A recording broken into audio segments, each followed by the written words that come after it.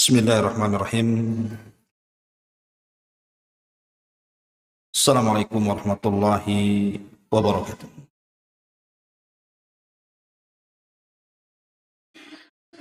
Alhamdulillah wassalatu wassalamu ala Rasulillah wa ala alihi wa sahbihi wa mawalah wa la hawla wa la quwwata illa billahi wa ba'du.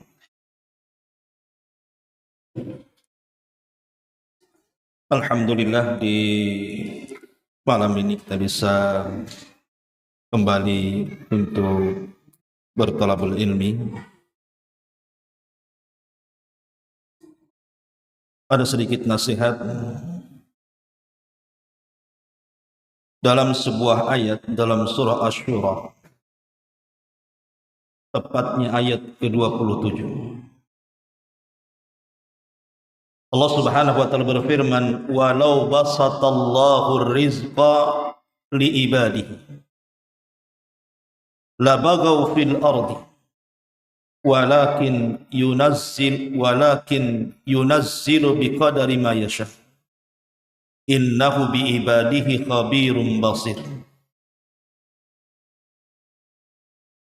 Seandainya Allah Subhanahu wa taala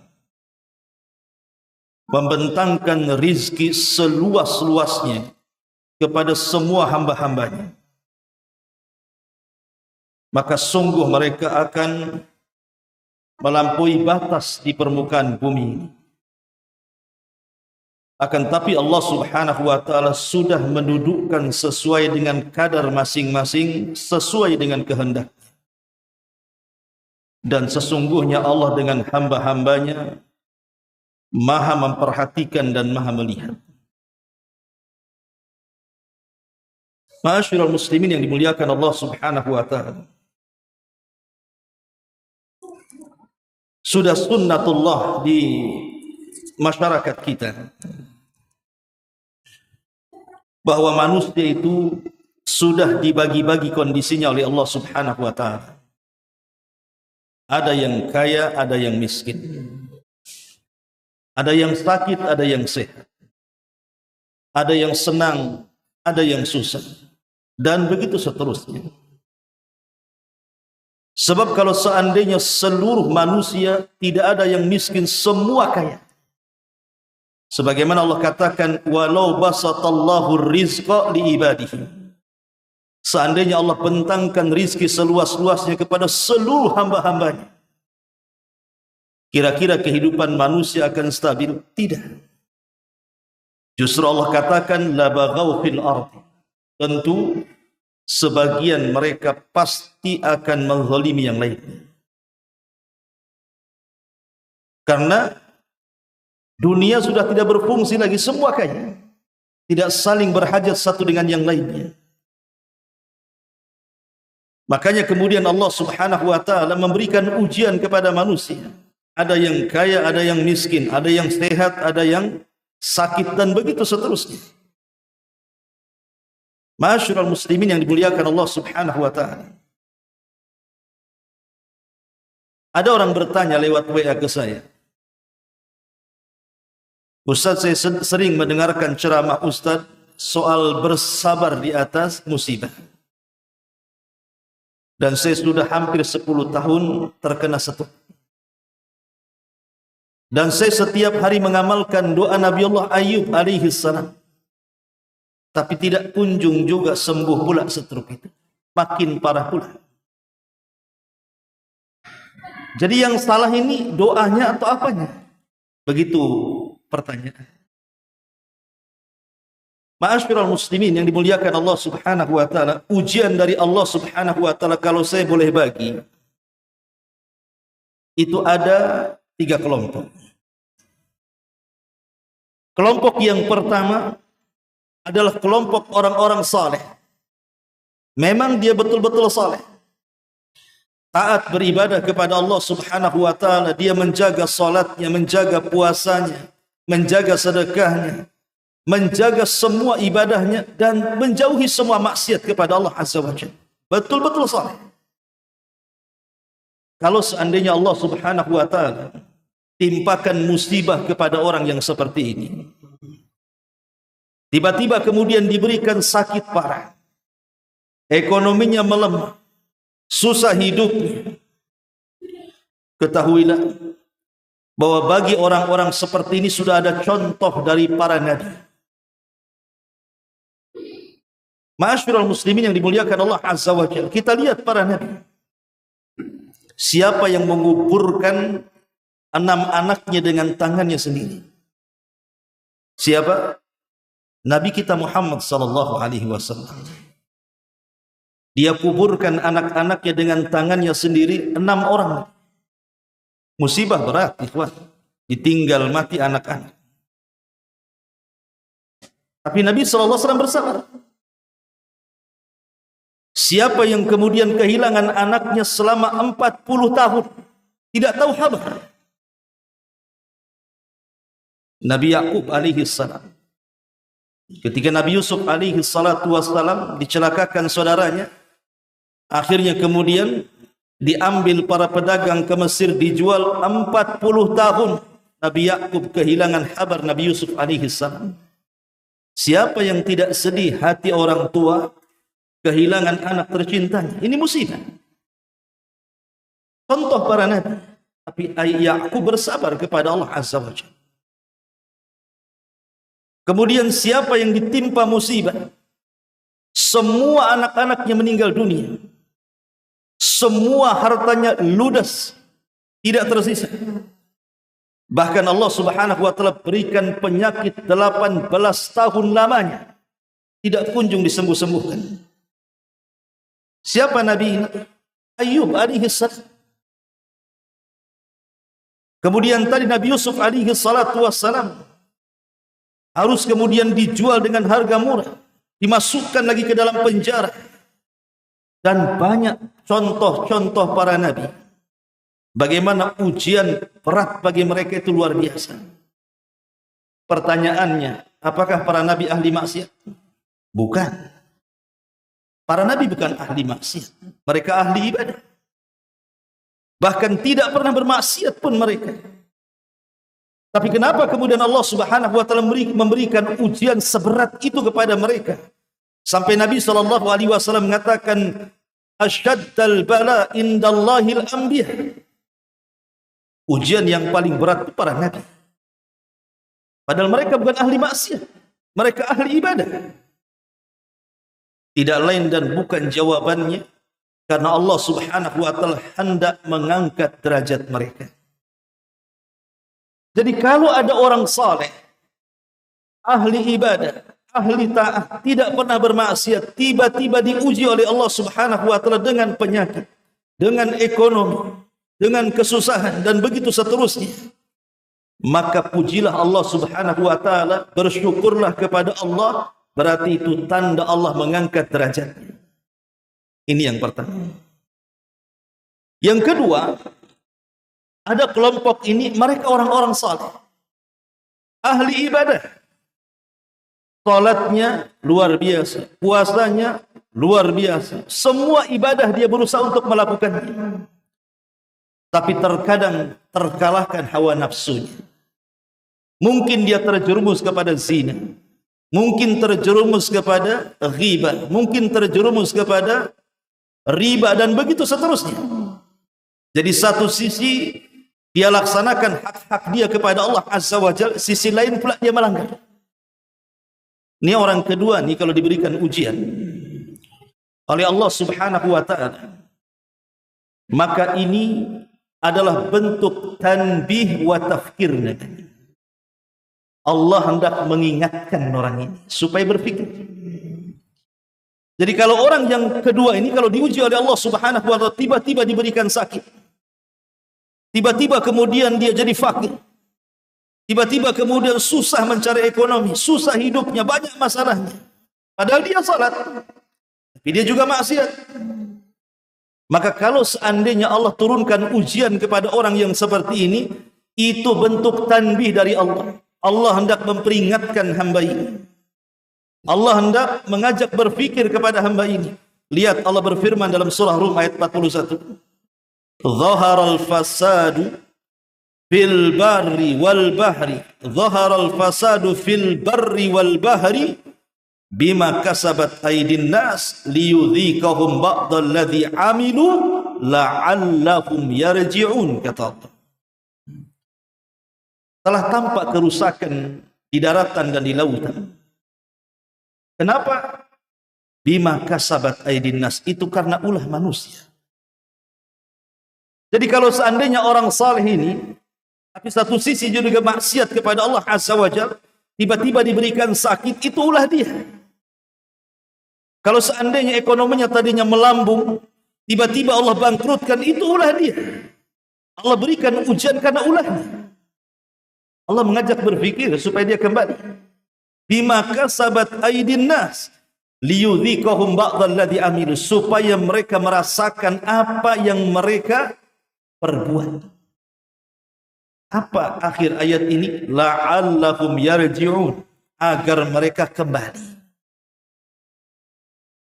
Jadi orang-orang yang kelompok yang kedua ini diajak berfikir oleh Allah Azza wa Jalla, kenapa Allah kasih sakit sama saya? Kenapa Allah kasih bangkrut saya? Kenapa banyak kali masalah? Kok tidak berhenti masalah itu? Padahal saya tidak pernah meninggalkan salat, saya tidak pernah meninggalkan puasa Ramadan, saya juga bersedekah, saya juga salat sunnah, dan begitu seterusnya. Boleh jadi musibah itu karena dosa-dosa yang dilakukannya. Sengaja Allah ingatkan, satu untuk membersihkan dosanya, yang kedua supaya cepat bertobat kepada Allah Azza wa Jalla. Ini kelompok yang kedua. Ada kelompok yang ketiga. Mereka ahli maksiat, sama sekali tidak sholat. Ya Ramadan tak puasa, seruan sedekah pun diabaikan dia. Boro-boro mau berbuat baik, hidupnya hanya maksiat dan maksiat saja. Maka kalau seandainya orang yang ketiga ini diberikan musibah oleh Allah Azza wa Jalla, ujian dari Allah Subhanahu wa taala, memang itu azab yang disegerakan di dunia. Itu azab yang disegerakan di dunia. Mau enggak dia bertobat kepada Allah atau tidak? Kalaupun seandainya di atas kemaksiatannya tiba-tiba kemudian hartanya diluaskan, rizkinya dimudahkan, semua segala-galanya Allah Subhanahu wa taala permudah, itu hanya sekedar tipu daya Allah kepada mereka yang disebut dengan istidraj. Dan itu Allah, Nabi sallallahu alaihi wasallam sabdakan, "Idza ra'aita Allah yu'til abda minad dunya ala ma'asihi ma yuhibbu fa innama huwa istidraj." Kata Nabi SAW, kalau engkau melihat Allah memberikan dunia seluas-luasnya kepada seorang hamba di atas kemaksiatan yang dia sukai, ketahuilah itu hanya tipu-tipu Allah, hanya istidraj saja. Sanastadrijuhum min haitsu la ya'lamun. Kemudian Nabi SAW mengatakan dan membacakan ayat, falamma nasu ma dzukkiru bih fatahna alaihim abwaba kulli syai'in hatta idza farihu bima utu akhadnahum baghtatan wa hum fa idza hum mublisun. Maka tatkala mereka lupa terhadap apa yang Allah ingatkan kepada mereka, kami bentangkan dunia seluas-luasnya kepada mereka. Sampai ketika mereka senang dengan dunia itu, tiba-tiba Allah azab mereka. Allah berikan ujian kepada mereka. Dia kaya, ahli maksiat, tiba-tiba sakit parah. Dibuat stroke bertahun-tahun, tidak bisa bicara. Dibuat sakit parah. Dibuat tiba-tiba ekonominya jungkir balik dan begitu seterusnya, banyak masalah. Maka itu azab yang disegerakan namanya. Ma'asyiral muslimin yang dimuliakan Allah Azza wa Jalla, kita tinggal memilih ujian ini kita dari kelompok yang mana, gitu saja. Dari kelompok orang-orang yang pertama, orang-orang saleh, apakah kita sesoleh itu? Atau dari kelompok yang kedua, ataukah justru dari kelompok yang ketiga? Kita ngaca kepada uraian-uraian para ulama ini. Ma'asyiral muslimin yang dimuliakan Allah Subhanahu wa taala. Terkadang kalau kita melihat suasana di masyarakat kita ini, ada orang bekerja siang malam, tapi hasil pula tak ada. Lelah letih dia bekerja itu, tapi tak ada hasilnya. Kepanasan ya kehujanan, tenaga sudah habis, pun tidak ada hasilnya. Atau ada orang-orang yang mungkin bekerja di perusahaan tertentu dengan gaji yang kecil tidak mencukupi untuk memberi makan keluarganya. Atau mungkin juga ada yang di penjara, rupanya kasusnya hanya maling, itu pun ketika ditanya, kenapa Anda mencuri? Untuk memberi makan keluarganya. Menyesalah dia di penjara dan menyesali hidupnya, kenapa aku hidup seperti ini? Dan banyak persoalan di masyarakat ini, banyak sekali. Ada orang yang terlahir buta-buta selamanya sampai dia mati. Ada orang yang terlahir potong tangannya, tidak punya tangan, cacat dan begitu seterusnya. Pertanyaan pun muncul di sini, Aina Allah? Lalu di mana Allah? Karena ada orang yang mengatakan, di mana Allah? Kenapa Allah biarkan aku seperti ini? Kenapa ujian ini banyak kali? Kenapa tidak selesai-selesai? Sampai kapanlah ujian ini? Ma'asyiral muslimin yang dimuliakan Allah Subhanahu wa taala. Begitulah hidup manusia di dunia ini. Ada 3 kepastian yang mungkin lepas dari manusia. Satu, manusia itu tidak mungkin istirahat di dunia. Yang kedua, manusia tidak mungkin selamat dari ucapan manusia yang lain. Yang ketiga, manusia tidak mungkin selamat dari kematian. Itu sebuah kepastian. Artinya selama kita hidup di dunia, ya memang itulah ujiannya yang Allah Subhanahu wa taala berikan kepada kita. Tetapi sering terbetik kalau kita diberikan musibah oleh Allah itu, terkadang kita mengatakan, di mana Allah? Kenapa Allah tidak tolong saya? Ma'asyiral muslimin yang dimuliakan Allah Azza wa Jalla, Allah berfirman dalam Al-Quranul Karim, wa tilkal ayyam nudawiluha bainan nas. Ingat, hari-hari itu diputarkan Allah. Allah tidak mungkin menciptakan manusia itu dalam satu kondisi sakit dari mulai lahir sampai mati. Allah tidak mungkin menciptakan manusia itu sehat dari mulai lahir sampai dia mati. Allah tidak mungkin menciptakan orang itu sukses terus dari mulai lahir sampai dia mati, atau bangkrut mulai dari lahir sampai mati. Lihat para sahabat. Para sahabat Nabi SAW sebelum mereka hijrah dari Mekah ke Madinah, bagaimana kehidupan mereka coba? Kehidupan mereka di atas kefakiran yang kita tidak bisa bayangkan. Di antara mereka ada yang makan dedaunan dan akar-akar. Di antara mereka ada yang disiksa, bahkan ada yang mati syahid. Lihat keluarga Ammar ibn Yasir, keluarga yang pertama kali mati syahid dalam Islam. Ibundanya Sumayyah ditusuk tombak kemaluannya oleh Abu Jahal sampai mati. Kemudian juga suaminya Yasir juga sama, ditusuk perutnya oleh Abu Jahal kemudian mati. Musibah besar mana lagi coba? Mereka mempertahankan agama sedemikian rupa. Belum lagi yang diusir oleh keluarganya, dirampas hartanya, diintimidasi, diusir dan begitu seterusnya. Tapi itu hanya 13 tahun saja. Setelah mereka hijrah ke Madinah, sebagian mereka ada yang menjadi pengusaha besar. Abdurrahman ibn Auf jadi pengusaha besar, Utsman menjadi orang kaya, Abu Bakar menjadi orang kaya, dan banyak orang kaya yang dulu ketika di Mekah, jangan lagi cerita kekayaan, makan aja susah. Mereka menjadi mulia. Artinya bahwa Allah Subhanahu wa taala tidak mungkin mengkondisikan manusia itu dalam satu kondisi, kan begitu.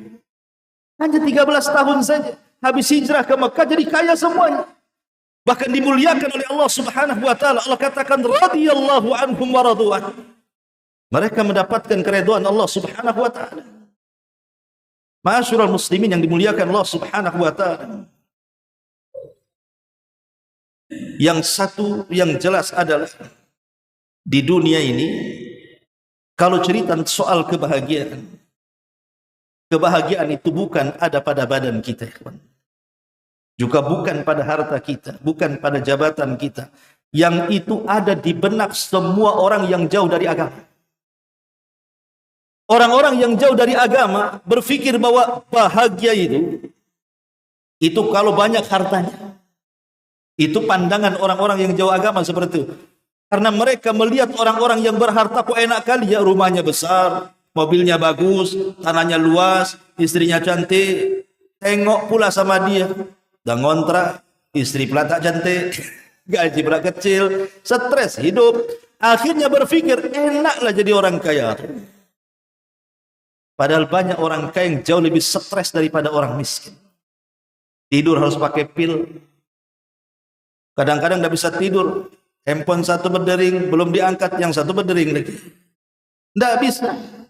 Mau makan pilih-pilih. Ini makan ini setruk nih nanti aku nih. Makan ini kolesterol naik. Kadang orang miskin nggak mikir makan. Diundang malam ini semua dimakan. Ikan satu tulang-tulangnya pun dimakan. Orang miskin. Tidak peduli.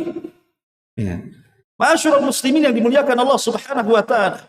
Iya, kita katakan memang kebahagiaan itu bisa harta itu bisa menyumbang kebahagiaan, tapi bukan segala-galanya, ya. Bukan banyak orang kaya stres, bahkan banyak orang kaya bunuh diri kok. Ataupun pangkat dan jabatan, itu hawa nafsu saja. Ma'asyiral muslimin yang dimuliakan Allah Azza wa Jalla. Lalu kebahagiaan itu di mana supaya ketika dapat musibah dan ujian kita ini, kita tenang. Kita tidak merasa resah, tidak menyalahkan Allah. Kenapa asyik aku aja yang diuji, kenapa yang lain tidak? Kebahagiaan itu ada di hati. Nabi SAW mengatakan, kalau akhirat yang dikejar, maka Allah akan letakkan kekayaan di kedua matanya. Maksudnya kaya hati di sini. Kalaupun seandainya Allah Subhanahu wa taala tidak memberikan kebahagiaan di dunia, karena tadi Allah katanya Allah tidak mungkin mengkondisikan manusia dalam satu kondisi.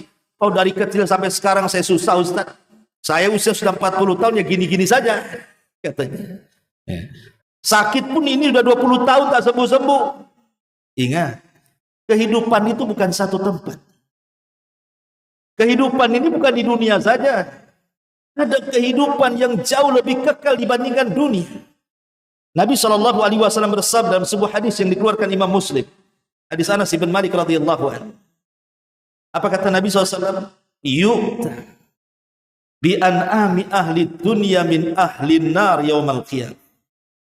Akan didatangkan di hadapan Allah orang yang paling senang ketika hidup di dunia. Mungkin ketika lahir dapat warisan banyak. Sudah besar dikembangkan usahanya. Akhirnya kaya raya sampai mati tidak pernah miskin. Anggaplah senang hidupnya. Tapi Allah takdirkan dia termasuk penduduk neraka. Didatangkan orang kayak gini. Kemudian kata Rasul, fayasbigu finnari sibghatan. Maka dia pun dicelupkan di neraka satu kali celupan saja. Thumma yuqal, kemudian dikatakan kepada orang ini, ya ibna Adam, hal ra'aita khairan qad? Wahai anak Adam, masih terngiang kebaikan-kebaikan setelah aku celupkan kau di neraka? Masih terngiang kalau dulu pernah bahagia, pernah senang? Dia mengatakan, tidak ya Allah. Hilang memori kebahagiaan. Padahal di dunia, kalau dulunya pernah kaya, kemudian dia bangkrut, dia bisa bercerita. Dulu saya pernah kaya loh. Kalau dia dulu pernah jadi pejabat, tiba-tiba kemudian purnawirawan, pasti dia akan bercerita, dulu aku pernah jadi pejabat. Makanya banyak para pejabat itu yang kadang-kadang sudah pensiun dia kurang move on kan. Kayak masih jabatan aja, padahal udah kayak pejabat. Masih nunjuk-nunjuk orang aja, padahal sudah jadi masyarakat. Kan banyak orang yang belum terima tuh. Nah, saya lihat banyak para pejabat kalau pensiun itu stres tuh hidupnya. Merasa dia masih menjabat masalahnya. Di dunia ini kalau pernah kaya, pernah sukses, tiba-tiba kemudian jatuh, masih terpikirlah suksesnya itu. Tapi orang yang dicelupkan ke neraka satu kali celupan, hilang memorinya. Dan dikatakan, apakah kamu masih pernah merasakan senang? Dia mengatakan tidak, ya Allah, hilang semuanya. Tapi lihat lanjutan hadis. Kata Nabi SAW, wa yu'ta bi asyaddin nas bu'san fid dunya min ahlil jannah. Tapi ada orang yang susah mulai brojol lahir sampai mati dia susah hidupnya. Tidak pernah senang. Hidupnya susah, belangsak bahasa kitanya. Tapi Allah takdirkan dia termasuk penduduk surga pun. Kemudian fayasbigu sibghatan fil jannah. Dia pun dicelupkan di surga satu celupan saja. Masuk, dikeluarkan lagi. Kemudian yuqalu lahu, dikatakan kepadanya, ya ibna Adam, hal ra'aita bu'san? Masih teringat susahmu di dunia? Dia mengatakan, qala ya Rabb, tidak. Hilang susahnya. Hilang memori susahnya. Coba bayangkan. Padahal kalau orang pernah susah kemudian kaya, pasti dia bercerita, aku juga susah kayak kamu. Orang sehat pernah sakit, bercerita dengan penyakit yang sama, aku juga sama, kena asam urat juga. Pasti kan begitu, dia akan bercerita tentang masa lalunya.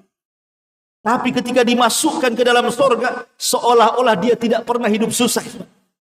Padahal satu kali celupan aja di surga. Macam mana kalau dimasukkan ke dalam surga dan tidak pernah dikeluarkan di dalamnya? Sementara surga yang Rasul katakan, a'dadtu li ibadis salihin ma la ainun ra'at wala udhunun sami'at wala khatara ala qalbi bashar. Sebuah kenikmatan yang tidak bisa dilihat mata, didengar telinga, terlintas pun tidak, saking nikmatnya surga itu. Jadi seandainya Allah Subhanahu wa taala takdirkan orang itu diuji, kesehatannya, kekayaannya, keluarganya, imma dengan kematiannya atau dengan musibah apapun, itu sifatnya sementara.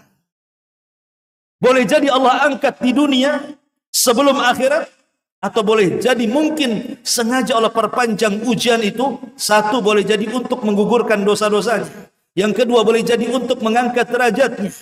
Dan boleh jadi itu juga teguran dari Allah Subhanahu wa taala supaya kita lebih dekat dengan Allah Subhanahu wa taala. Ma'asyiral muslimin yang dimuliakan Allah Subhanahu wa taala, maka kaidahnya adalah wa basyiris sabirin.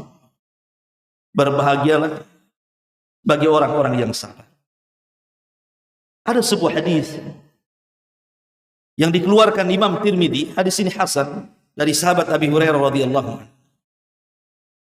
Nabi SAW mengatakan, wa ma yazalul bala bil mu'mini wal mu'minati fi nafsihi wa waladihi wa malihi hatta yalqallah wa ma alaihi khati'ah.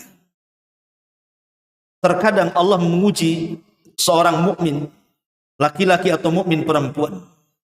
Mungkin diuji terhadap dirinya dengan berbagai macam penyakit. Mungkin diuji dengan anak-anaknya yang nakal atau mungkin dengan kematiannya.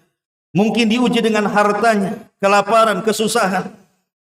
Tapi Rasul mengatakan, hatta yalqallah, sampai berjumpa dengan Allah, wa ma alaihi khati'ah. Boleh jadi ujian-ujian itu menggugurkan dosa-dosanya sehingga berjumpa dengan Allah, satu dosa pun sudah tidak ada. Ma'asyiral muslimin yang dimuliakan Allah Azza wa Jalla. Sehingga nanti pada hari kiamat, orang-orang yang banyak nikmatnya di dunia ini, orang-orang yang banyak nikmatnya di dunia, memandang orang-orang yang banyak cobaannya di dunia. Jadi nanti saling pandang-pandangan tuh di akhirat.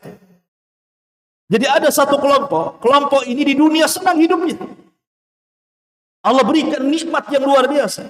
Kelompok yang lain susah hidupnya, banyak ujiannya.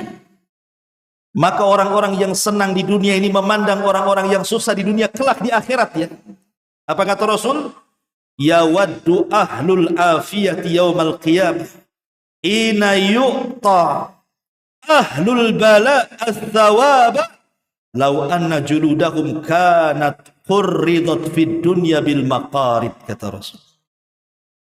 Orang-orang yang banyak nikmat di dunia kelak di akhirat memandang orang-orang yang banyak ujiannya di dunia kelak di akhirat, ketika Allah berikan pahala yang banyak kepada orang-orang yang diberikan ujian, mereka cemburu dan mereka mengatakan, ya Rabb, kalau seandainya kau bisa kembalikanlah aku di dunia, aku siap engkau buat kulitku terkelupas dari badanku, aku siap dikelupaskan kulitku dari badanku supaya aku mendapatkan pahala seperti dia.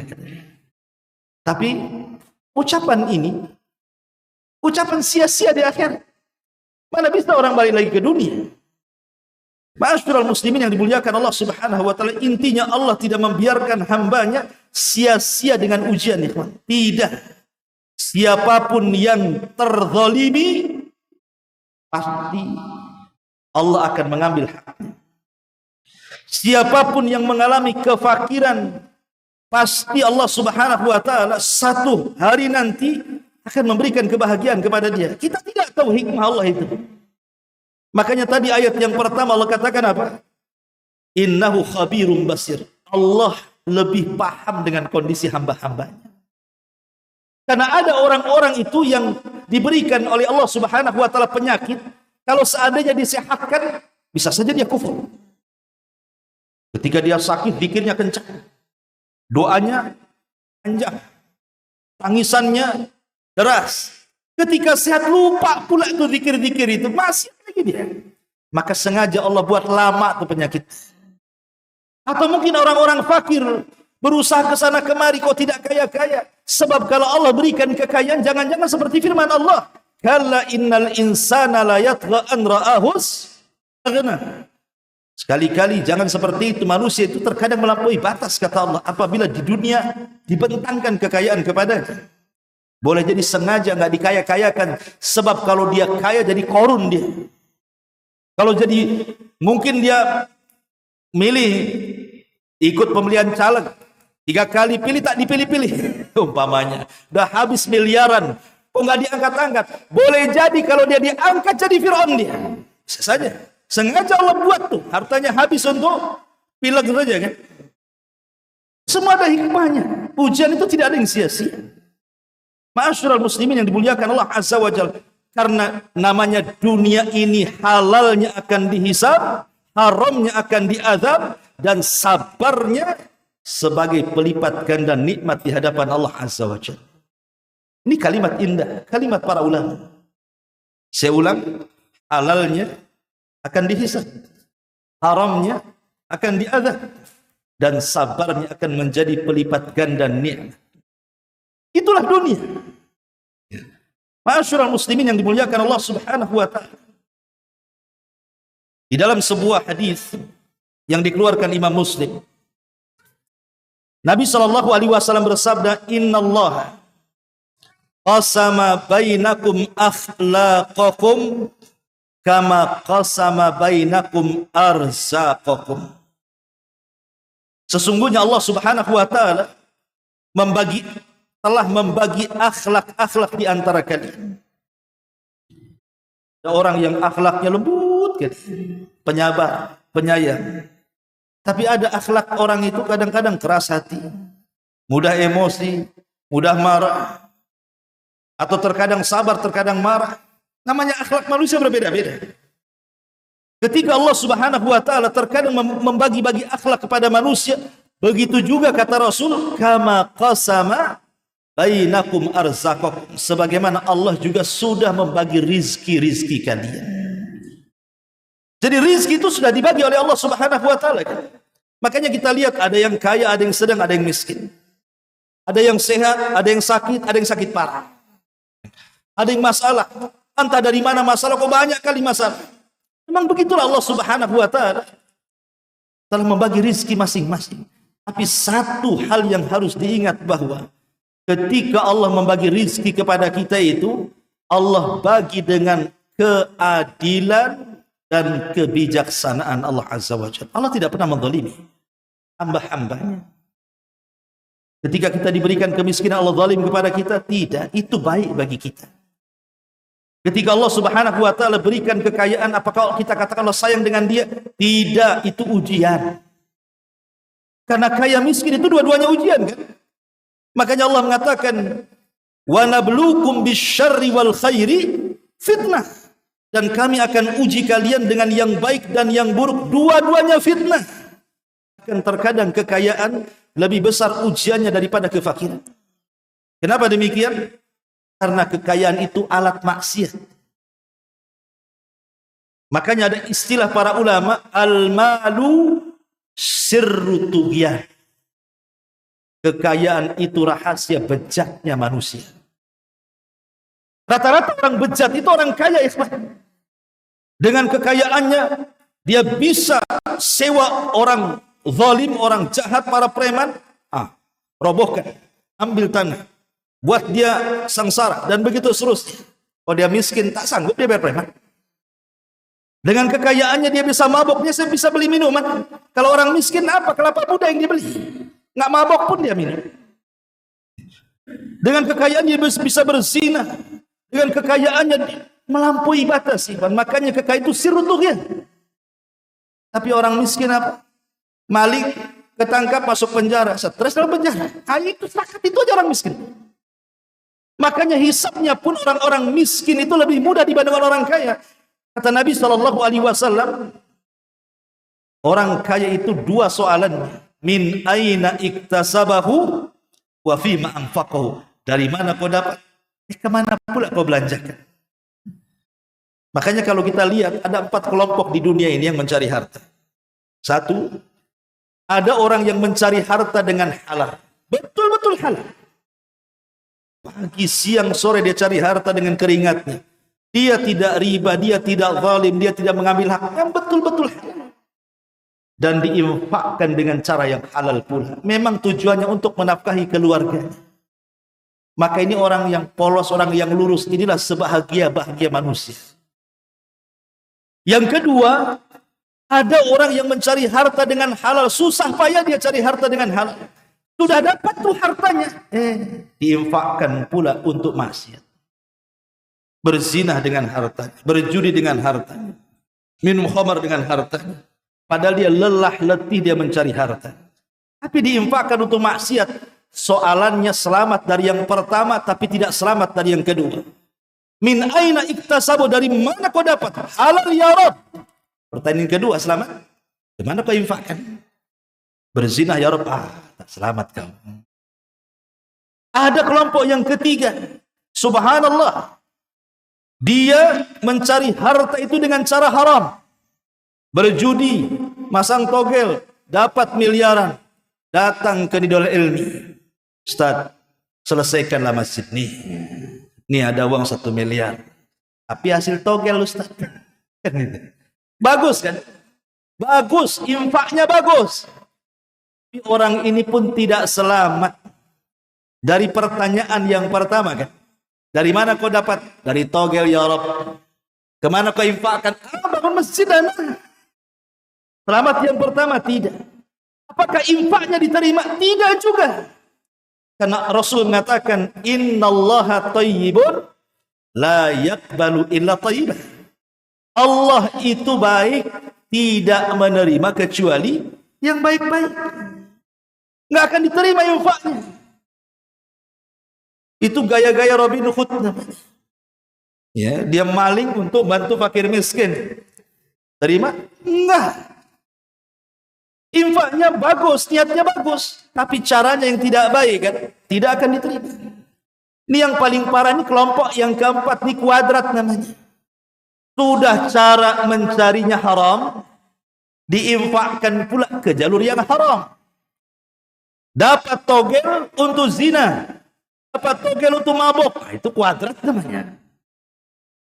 Itu tidak akan selamat dari dua soalan. Min aina iktasabahu, dari mana kau dapat?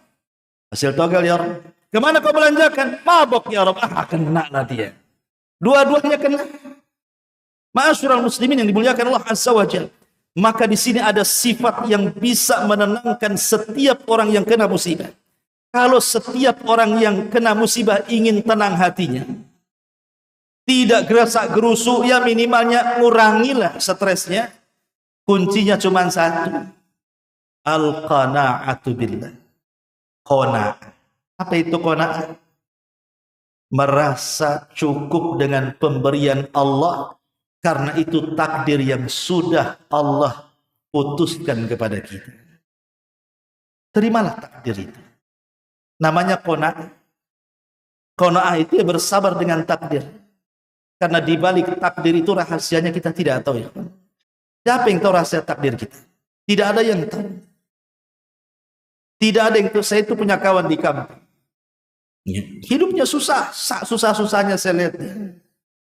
Lama tak bersua dengan dia, tak berjumpa dengan dia.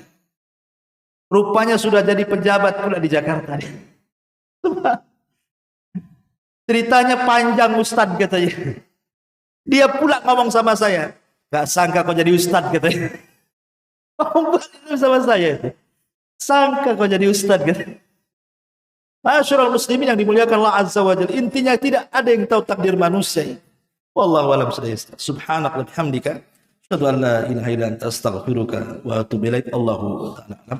Assalamualaikum warahmatullahi wabarakatuh.